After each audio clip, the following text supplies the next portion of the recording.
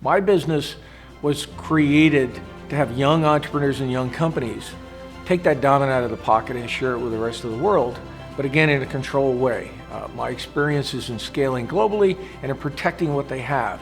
I take away the fears that hold them back, the fears that chain them in, the fears that prevent them, in many cases, without my kind of capital, my kind of support, from failure.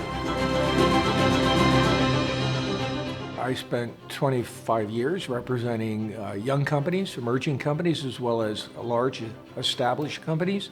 I created industries with their technology. So we know it from wireless to the biotech industry to the semiconductor industry. And I had the good fortune of learning the problems that these companies face, young entrepreneurs in particular, in raising capital and then protecting what they have. So I spent 25 years representing what I like to call David taking on Goliath to make sure that I leveled the playing field.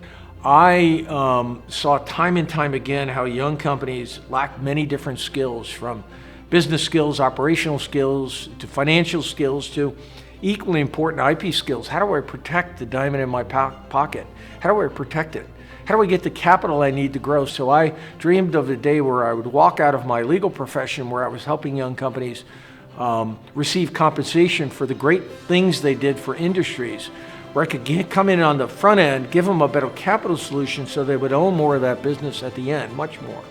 And so IP Capital is designed to do that. When you recognize the IP value in the company, not just the venture value, what the business can do itself, but what that asset can do if scaled, you can give higher valuations to the company and take a lot less of the equity of that business. But it takes somebody like me who's been around the world globally, forcing IP, licensing IP, to understand the playing field, to walk out in the world, because you have to break free of the fear, right, that you experience in the media, social media, the newspaper, the news.